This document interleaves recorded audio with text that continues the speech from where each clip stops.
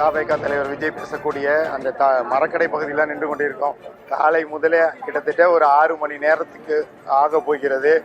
ஏராளமான தொண்டர்கள் அவர்கள் நின்று கொண்டிருக்கக்கூடிய இடத்தை விட்டு அவர்கள் எங்கேயும் நகர முடியாமல் அவர்கள் அப்படியே நின்று கொண்டிருக்காங்க. தன்னுடைய தலைவர் வந்து விடுவார் என்று ஒவ்வொருவரும் இங்கே காத்து கொண்டிருக்காங்க.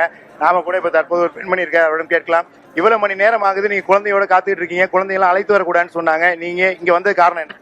விஜயை பார்க்கணும்னு ஒரு மோட்டிவேஷன்ல தான் வந்திருக்கோம். கண்டிப்பா அவரை பார்த்துட்டு தான் போகணும்னு நிக்கிறோம். எவ்வளவு நேரம் ஆனாலும் விஜயை பார்த்துட்டு தான் போகணும். ஒரு 5 மணி நேரம் ஆனா இருப்பீங்களா? கண்டிப்பா இருக்கும், இருந்து பார்த்துட்டு தான் போகணும். அவர் என்ன பேச போறாருன்றது மோட்டிவேஷனா இருக்கு. நீங்க முக்கியமாக இன்னொரு இளைஞர் ஒருவர் இருக்கார், அவருடன் கேட்கலாம். நீங்க எங்க இருந்து வந்திருக்கீங்க, பணிபுரிகிறீங்களா? இவ்வளவு நேரம் ஒரே இடத்துல நின்று காத்து கொண்டே இருக்கீங்க, எதற்காக இந்த காத்திருப்பு? ஆக்சுவலி நான் திருச்சி லோக்கல் தான். நான் வந்து இங்கே ஐடி கம்பெனியில் ஒர்க் பண்ணிட்டு இருக்கேன் நான். ஸோ இங்கே நான் வந்து எனக்கு சின்ன வயசுலேருந்து விஜய் அண்ணாவை பிடிக்கும், அதனால் வந்து பிடிக்கும். அப்புறமேட்டு பொலிட்டிக்ஸும் கொஞ்சம் நாங்கள் அப்சர்வ் பண்ணுவேன். ஸோ இன்னைக்கு அண்ணன் அரசியலுக்கு வந்திருக்காங்கிறப்போ ஸோ என்ன பேச போகிறாரு, என்ன இஷ்யூஸ் கையில் எடுக்க போகிறாரு, மக்களுக்கு என்ன நல்லது செய்ய போகிறாரு. ஏன்னா அவர் சினிமாலையும் பார்த்தீங்கன்னா நிறைய நல்ல விஷயங்கள்லாம் பண்ணியிருக்காரு, இன்னைக்கு டாப் ஸ்டாராக இருக்கார். ஸோ அதே இதில் வந்து மக்களுக்கு நல்லது செய்யணும் அப்படிங்கிறது வந்திருக்கிறதுனால அவர் என்ன பேச போறாரு, என்ன விஷயங்கள் இஷ்யூஸை கையில் எடுக்க போறார், மக்கள் பிரச்சனையை கையில் எடுத்து எப்படி தமிழ்நாட்டை வந்து மேல் நோக்கி கொண்டு போக போறாரு அப்படிங்கிற விஷயங்கள்லாம் பேசுறதுக்கு கேட்கறதுக்காக நான் ஆவலாக வெயிட் பண்ணிட்டு இருக்கேன். பொதுவாக இளைஞர்களா சமூக வலைத்தளங்கள்ல தான் தங்களோட பதிவை காட்டுவாங்க, அதுலதான் அவங்களோட கருத்துக்களை பதிவிடுவாங்க அப்படின்னு தொடர்ந்து அனைத்து தரப்பினரும் குறிப்பிடுறாங்க. அது வந்து தாவேகா தலைவருக்கும் பொருந்துமா? ஏன்னா இன்னைக்கு ஜென்ரேஷன் மாறிடுச்சு. இன்னைக்கு உலகமே சோசியல் மீடியால இயங்கிட்டு இருக்கும்போது பிரதமர்ல இருந்து எல்லா கட்சி தலைவர்களும் சோசியல் மீடியால எங்கேஜா இருக்கும்போது விஜய் அண்ணாவும் அதுல எங்கேஜா இருக்கிறது தப்பு கிடையாது. இன்னைக்கு மக்களை ஈஸியா கனெக்ட் பண்றதுக்கு சமூக வலைதளங்கள் ஒரு டூல். ஸோ அப்படிங்கிறப்போ அதுலயும் அவர் எங்கேஜா இருக்காரு, இப்ப களத்துக்கும் வந்திருக்காரு. அவருடைய தொண்டர்கள் வந்து ஆரோக்கியமாக இளைஞர்களுக்கு தேவையான நல்ல திட்டங்களை நல்லதை அறிவிப்பார், செய்வார் என்ற நம்பிக்கையுடன் காத்துக்கிட்டு இருக்கீங்களா? அது உண்மை?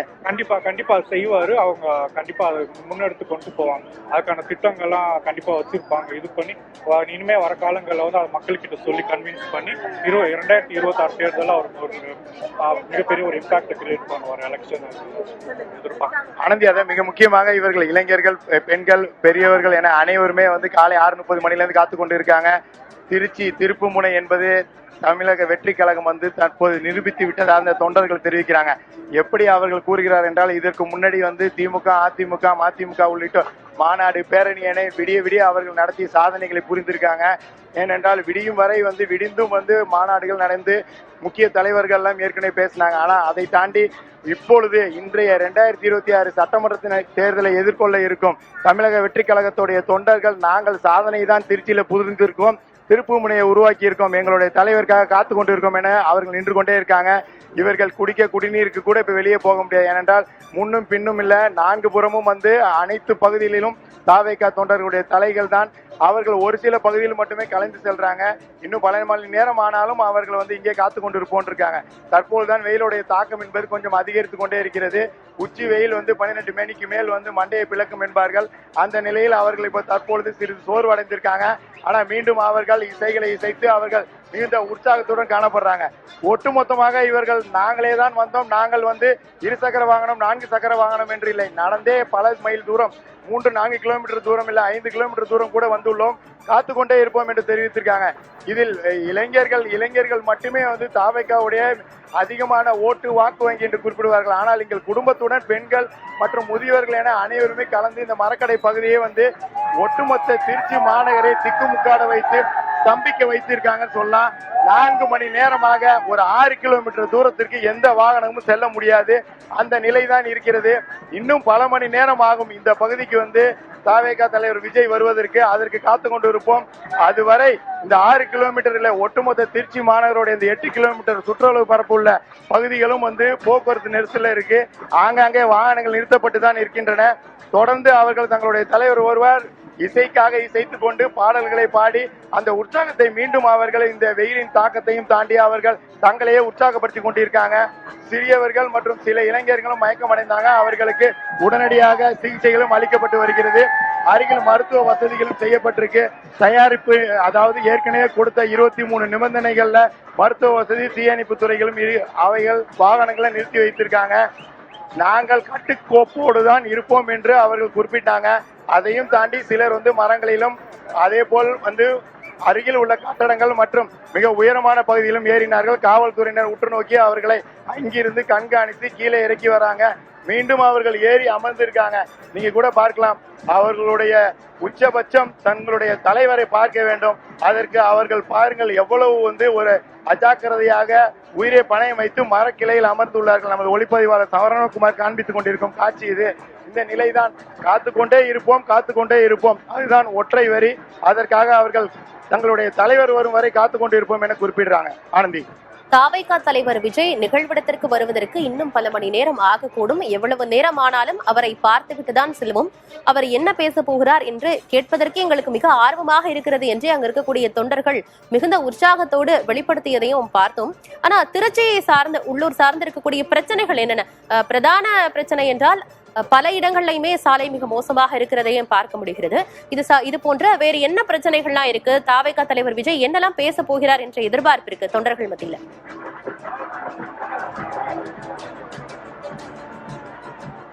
மீண்டும் இந்த காட்சிகளை பார்த்துக் கொண்டே பேசலாம். ஆனந்தி, ஒளிப்பதிவாளர் சரவணகுமார் காண்பித்துக் கொண்டிருப்பது கட்டுக்கடங்காத கூட்டம். இங்கே பார்த்தால் அவர்கள் வைத்திருந்த பிளெக்ஸ் போர்டுகள் அனைத்துமே கிழித்து எறியப்பட்டிருக்கின்றன. ஏனென்றால் அவர்களுடைய கூட்டம் அவ்வளவு அதிக அளவில் இருக்கிறது.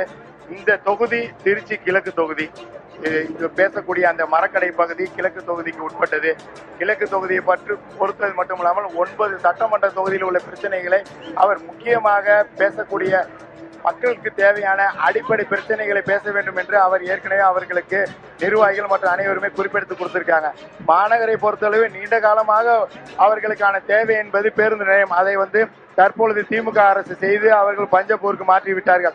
அதை தாண்டி இளைஞர்களுக்கான வேலை வாய்ப்பிற்கு அருகில் ஏற்கனவே BHL இது போன்ற அதாவது மத்திய பொது நிறுவனங்கள் இருந்தன. அதில் வேலை வாய்ப்புகள் குறைந்து விட்டன. வேலை வாய்ப்பை அதிகரிக்க வேண்டும். இளைஞர்களுக்கு புதிய வேலை வாய்ப்புகளை உருவாக்க வேண்டும்.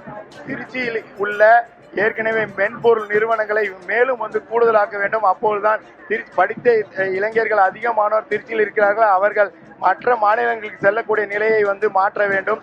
அடிப்படை பிரச்சனையாக இருக்கக்கூடியது அவர்களுக்கு சாலை, குடிநீர் வசதி, அதே போல் இந்த பாதாள சாக்கடை பணிகள். தற்பொழுது இங்கே குடிநீர் குழாய்களும் பதிக்கப்பட்டு வருகிறது. இது போன்ற உள்ளூர் பிரச்சனைகளும் அதில் அவருடைய உரையில் முக்கியமாக குறிப்பிடுவார். பாமர மக்களுக்கு என்ன செய்து தருவேன் என்பதை அவர் குறிப்பிடுவார் என்று ஆவலுடன் தாவைக்கா தொண்டர்கள் அனைவரும் காத்துக் கொண்டிருக்காங்க. திருச்சியை பொறுத்தளவு ஏற்கனவே 9 சட்டமன்ற தொகுதிகளும் திமுக வசம் உள்ளது. திமுக என்னென்ன இங்கே ஏற்கனவே செய்துள்ளார்கள், செய்ய தவறி உள்ளார்கள் என்பதை குறித்தும் அவர் தன்னுடைய பரப்புரையில இங்கே முதற்கட்டமாக தமிழ்நாட்டின் முதல் இடமான திருச்சி மரக்கடை எம்ஜிஆர் சிலை முன்பு தாவேகா தலைவர் விஜய் பேச இருக்கிறார் என்று அவர்கள் அனைவரும் ஆவலுடன் நேற்று இரவிலிருந்தே காத்துக் கொண்டிருக்கிறார்கள் என்று சொல்லலாம். ஏனென்றால் சிலர் நேற்று இரவே இங்கே படுத்து உறங்கக்கூடிய காட்சிகளையும் நாம் பார்த்தோம். அந்த நிலைதான். நாங்களே வந்தோம், யாரும் அழைத்து வரவில்லை. எங்களுக்கு கட்டுப்பாடு நாங்களே விதித்துக் கொள்வோம். எங்களுக்கு தேவையானவற்றை நிச்சயம் எங்களுடைய தலைவர் செய்து தருவார் என்ற நம்பிக்கையில் நாங்கள் கூடியிருக்கோம் என்று சொல்றாங்க. திருச்சி மக்களை பொறுத்தளவு 9 சட்டமன்ற தொகுதியிலும் அவர்கள் ஏற்கனவே குறிப்பிடுவது முக்கியமான பிரச்சனை என்பது ஏற்கனவே காந்தி சந்தை இங்கு இருக்கிறது. காந்தி சந்தையை அவர்கள் மாற்ற வேண்டும் என்று தொடர்ந்து அதற்கான இடங்களை தேர்வு செய்து தற்பொழுது திமுக அரசு அதற்கான நடவடிக்கை மேற்கொண்டு பஞ்சப்பூர்ல பணிகளை மேற்கொள்றாங்க. இதெல்லாம் உட்கட்டமைப்பு வசதிகள். ஆனால் தங்களுக்கு தேவையான வசதி இங்கே உள்ள திருச்சி மக்களுக்கு வேலை வாய்ப்பு, அடிப்படை வசதி, அதே போல் மருத்துவம்.